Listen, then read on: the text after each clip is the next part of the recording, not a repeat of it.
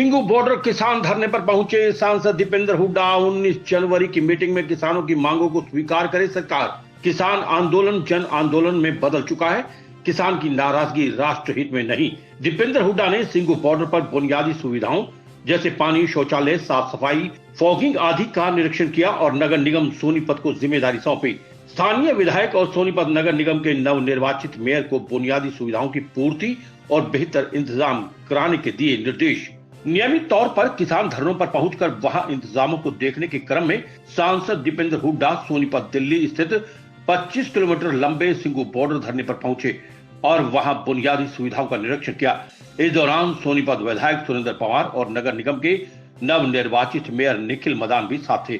सांसद दीपेंद्र ने सोनीपत नगर निगम के मेयर निखिल मदान को धरना स्थल पर बुनियादी सुविधाओं जैसे पानी, शौचालय, साफ सफाई, फॉगिंग आदि की पूर्ति के निर्देश दिए और नगर निगम सोनीपत को जिम्मेदारी सौंपी। इससे पहले उन्होंने इस संबंध में सोनीपत विधायक सुरेंद्र पवार और मेयर निखिल मदान के साथ बैठक भी की। कोंडरी बॉर्डर पर किसान धरने पर बैठकर उनकी मांगों का समर्थन करते हुए सांसद दीपेंद्र हुड्डा ने कहा कि अनुशासन और अहिंसा किसान आंदोलन के दो सबसे बड़े हथियार हैं। इस पर टिके रहना सबसे बड़ी ताकत है। लोकतंत्र में इस मार्ग से ही कोई संघर्ष सफल होता है। इस पद पर अड़िग रहे दीपेंद्र हुड्डा ने आगे कहा कि किसान आंदोलन अब जन आंदोलन का रूप धारण कर चुका है। हर व्यक्ति की जुबान पर एक ही बात है कि जिन कानूनों से किसान नाराज हैं, उन्हें किसानों के हित के नाम पर जबरदस्ती उन पर क्यों थोपा जा रहा है। सरकार किसानों की मांगों को स्वीकार करने के लिए इज्जत बेइज्जती का सवाल न बनाए। उन्होंने कहा कि सरकार किसानों से टकराने की नीति बनाने की बजाय समाधान करे और कल यानी 19 जनवरी को होने वाली बैठक में किसानों की मांगों को स्वीकार करे। किसानों की मांग स्वीकार करना किसानों के हित में ही है, बल्कि देश हित में नहीं। उन्होंने ये भी जोड़ा कि अन्नदाता की नाराजगी राष्ट्र हित में नहीं है। उन्होंने कहा कि किसान का बेटा होने के नाते और बतौर जनप्रतिनिधि पिछले 54 दिनों से चल रहे किसान आंदोलन में सेवा करना उनका पहला कर्तव्य है। उन्होंने ये भी कहा कि आज देश का बच्चा बच्चा किसानों की मांगों का समर्थन कर रहा है, क्योंकि उनकी सारी मांगे जायज हैं। सांसद दीपेंद्र हुड्डा ने कहा कि लंबी मीटिंग के बाद भी नतीजा जीरो है। सरकार के उपेक्षापूर्ण रवैये की वजह से ही आंदोलन में बड़ी संख्या में किसानों की जान जा रही है। किसानों की मौतों के लिए सरकार पूरी तरह से जिम्मेदार है। ऐसा लगता है कि सत्ता के घमंड में ये सरकार संवेदनहीन हो गई है। उसने इंसानियत और इंसानियत दोनों से नाता तोड़ लिया है। सरकार ने आर्थिक सहयोग और नौकरी देना तो दूर की बात, शहीद किसानों के परिवारों के प्रति सहानुभूति के दो शब्द भी नहीं कहे। उन्होंने हरियाणा विधानसभा में नेता प्रतिपक्ष के निर्देश पर किसान संघर्ष में अपनी जान कुर्बान करने वाले हरियाणा के प्रत्येक किसान के परिवार को कांग्रेस विधायक दल द्वारा 2-2 लाख रुपए की आर्थिक मदद देने का धन्यवाद किया और कहा कि आगे भी हर संभव मदद की जाएगी।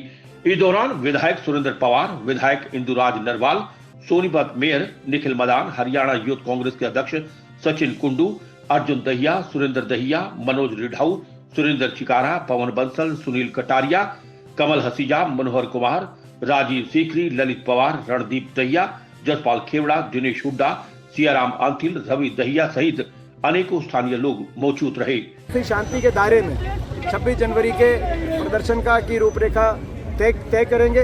प्रजातंत्र में शांति और अनुशासन के रास्ते पे चल के ही मैं मानता हूं कि कोई भी जो है संघर्ष सफल हो सकता है। और ये बात जो है मैं समझता हूँ अच्छे भले बाती किसान के जो सारे संगठन है 500 जो नेतृत्व कर रहे हैं इसका, उनको पता है सबको और उन्होंने अभी तक इसी सूझबूझ से वो लोग चले हैं। तो विश्वास है कि 26 जनवरी को इसी तरीके का वो रूपरेखा बनाएंगे और देश का सारा किसान भावनात्मक रूप से, जो यहाँ पे शारीरिक रूप से नहीं भी हैं, मैं हरियाणा के कोने कोने में गया हूँ लगातार इन 57 दिन में, या तो कोने कोने में या अपना किसान धरनों पे, तो जो यहाँ पे शारीरिक रूप से नहीं भी हैं वो भी भावनात्मक उनका दिल यहाँ है। तो सरकार अब और देर ना करे। मैं आप लोग के माध्यम से यही सरकार से बार बार अपील करना है, जो लोग जो है हरियाणा की सरकार जनता का विश्वास जीतती है और इसीलिए हम अविश्वास प्रस्ताव लेके आ रहे हैं ताकि एक संदेश जाए देश से कि जो सरकार किसान से टकराएगी वो सरकार चूर चूर हो जाएगी। ये सरकार गिरानी इसलिए जरूरी है। किसान के बैनर के नीचे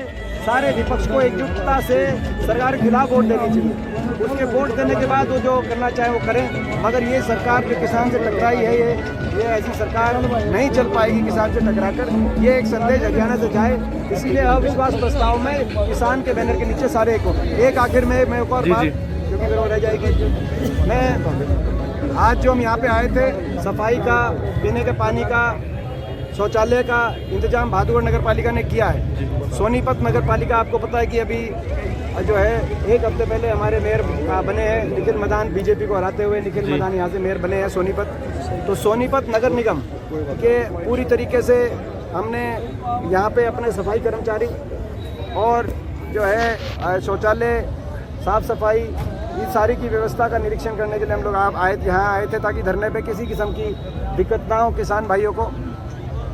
आज मैंने और विधायक जी सुरेंद्र पवार जी ने निखिल मदान जी को उसके साथ सारी बात डिस्कस करके इनको कहा है कि एक तो जो शौचालय अभी 220 शौचालय की सीट्स हैं उनको बढ़ाकर 100 सीटें और बढ़ाई जाए, क्योंकि संख्या बल यहाँ पे बढ़ रहा है। मोबाइल टॉयलेट्स, मोबाइल शौचालय सीट बोलते हैं वो मोबाइल टॉयलेट्स। और दूसरा जो फॉगिंग है, क्योंकि यहाँ पे मक्खी और मच्छरों की संख्या में निरंतर वृद्धि हो रही है और सरकार इस तरह इसकी तरफ ध्यान नहीं दे रही, तो हम नगर निगम सोनीपत के माध्यम से जो हम अपना फॉगिंग यहाँ पे, ताकि फॉगिंग आज से ही शाम से शुरू हो जाएगी फॉगिंग, ताकि मक्खी और मच्छर पूरे धरना स्थल पे एंड टू एंड जो है बीमारी फैलने का कोई जो है उसको हम रोकथाम किया जा सके।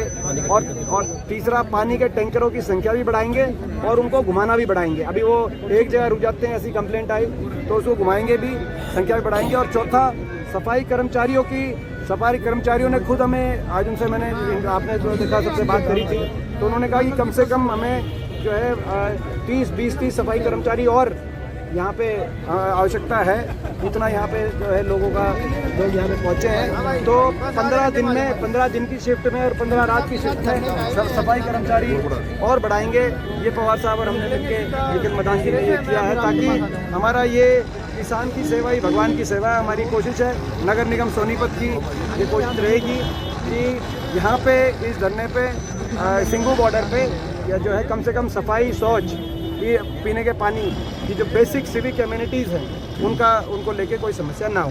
सरकार चाहे उसमें सहायक कितनी हो या ना हो, वो सरकार तय करे।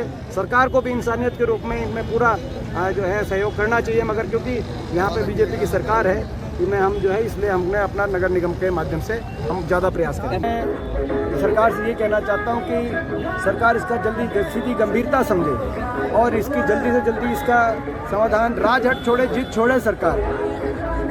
आपने देखा कि इतनी राउंड ऑफ बातचीत के बाद भी कोई हल नहीं निकला, और दूसरी तरफ ये भी आपने देखा कि एक तरफ बातचीत चल रही थी, दूसरी तरफ हरियाणा के मुख्यमंत्री 3 कानूनों का फ़ायदा बताने के लिए करनाल में रैली कर रहे थे जी।